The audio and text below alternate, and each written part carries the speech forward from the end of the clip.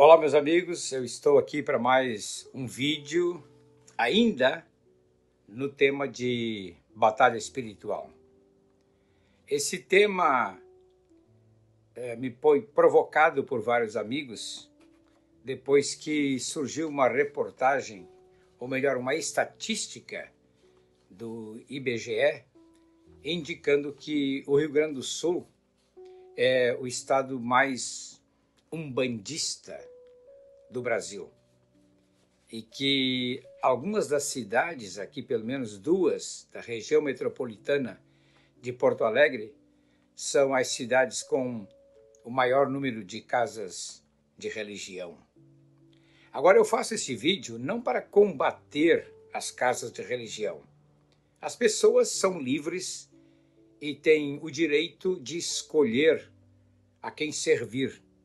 Foi isso que Elias falou aos adoradores de Baal e para o povo de Israel: escolham hoje a quem servir. Aquele Deus que responder por fogo, esse é o Deus de Israel. O Josué, no livro de Josué 24:15, disse a mesma coisa. Ele disse: escolham hoje a quem servir. Porém, eu e a minha casa serviremos ao Senhor. Então as pessoas são livres para adorarem o Deus que quiserem. Nós adoramos o Deus verdadeiro, o Criador dos céus e da terra. Agora, hoje eu vou focalizar um pouquinho neste vídeo a respeito das fortalezas espirituais. O texto de Paulo, que Paulo escreve em 2 Coríntios 3, aliás, 10 dos versículos 3 a 5, diz que, embora andando na carne, quer dizer, vivendo neste corpo, com o nosso intelecto, com nossa mente, não militamos segundo a carne. A palavra militar aqui não é a palavra guerrear, é a palavra estratégia. A nossa estratégia não é segundo conceitos humanos. É isso que ele quer dizer. Porque as armas da nossa guerra, agora sim, não são armas humanas, isto é, carnais, e sim poderosas em Deus para destruir fortalezas. Eu gosto dessa versão que diz: anulando sofismas e toda altivez que se levante contra o conhecimento de Deus. Então aqui, se eu fosse falar só sobre fortalezas, eu identificaria que existem as fortalezas espirituais, que estão ali no intelecto, estão nos sofismas. O que é um sofisma, Pastor João? Um sofisma é uma mentira com aparência de verdade. É um termo muito comumente aplicado ao mundo político, em que os políticos, muitos deles, usam de sofismas, isto é, de uma mentira que aparece ser verdade, mas que no fundo é uma grande mentira. E aí tem também as fortalezas da alma, que Paulo aqui chama de altivez. Bom, eu me deteria bastante sobre isso aqui, não é? E eu quero então focalizar com vocês a respeito dessas fortalezas culturais, sociais e políticas. Essas três coisas dominam hoje a nossa sociedade, porque Satanás mantém fortalezas culturais, religiosas e políticas que prendem as pessoas. Ele utiliza de falácias ou sofismas, conforme eu já defini agora, né? Sofismas parecem ser verdade, mas são grandes mentiras, tá? E essas fortalezas, elas se levantam, como ele usa aqui a palavra altivez, orgulho. Eu gosto de explicar a questão da altivez, porque o que é altivez? É uma barreira que fica diante do homem e ele não consegue ver as verdades espirituais. Ele não enxerga o sol da justiça. Ele não enxerga a verdade, porque tem uma barreira. O que Paulo diz em 2 Coríntios 4:4. O Deus deste século cegou o entendimento dos incrédulos para que não lhes resplandeça a glória de Deus, que é a imagem de Cristo. Então, os olhos ficam cegados, eles não conseguem ver, tá? Então, esses dominadores do mundo tenebroso, eles trabalham na mente das pessoas. Mas as nossas armas, diz Paulo, elas não são humanas. Ele usa o termo carnais. Muita gente pensa assim, carnal tem a ver com a carne, com sexo. Nada disso. Tudo o que não é espiritual é carnal. Entende? Até quando você baseia a sua vida no intelecto e na sua mente, é carnalidade. É isso que Paulo tenta colocar, deixar de forma bem clara. Muitas vezes um Estado é fortemente influenciado por uma filosofia, como foi o caso aqui do Rio Grande do Sul. O Rio Grande do Sul é um estado predominantemente intelectualizado, no sentido de que ele tem forças intelectuais que dominam as pessoas. O positivismo.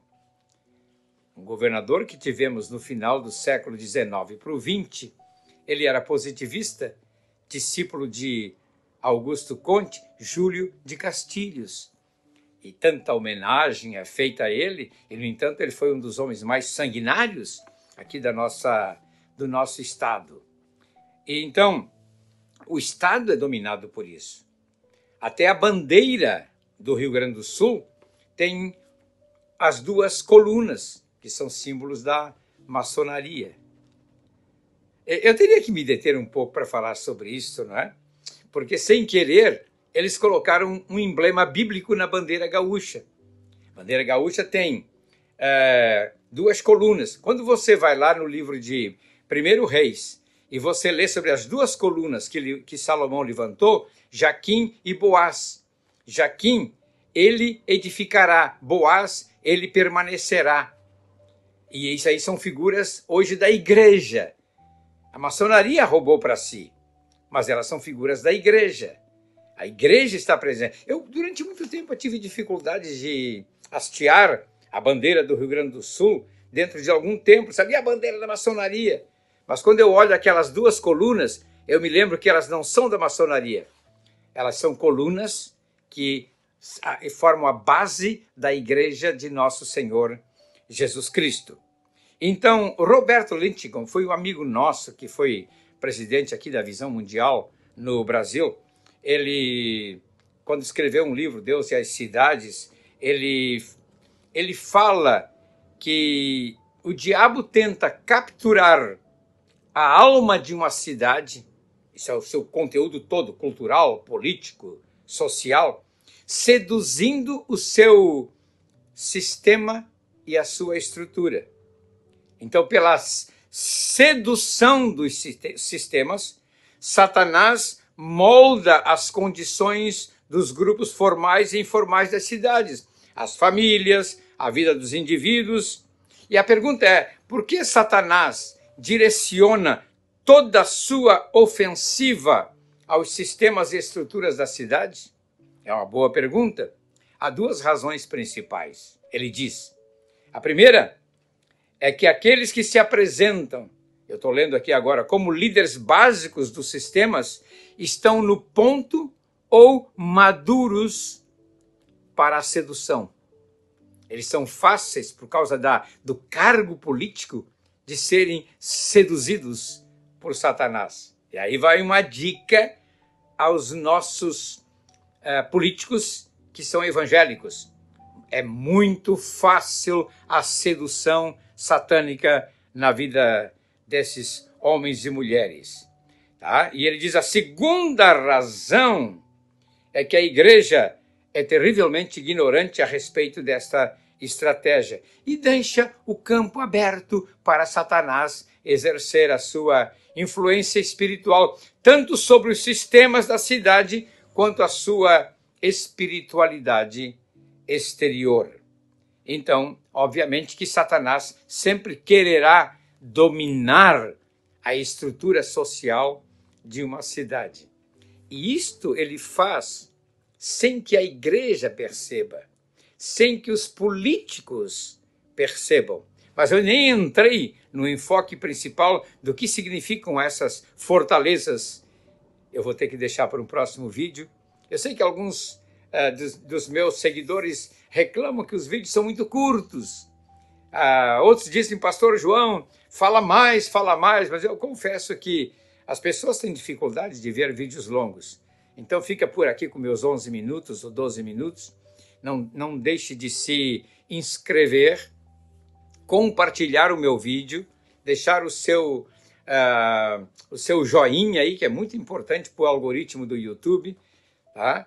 E fazer o seu comentário.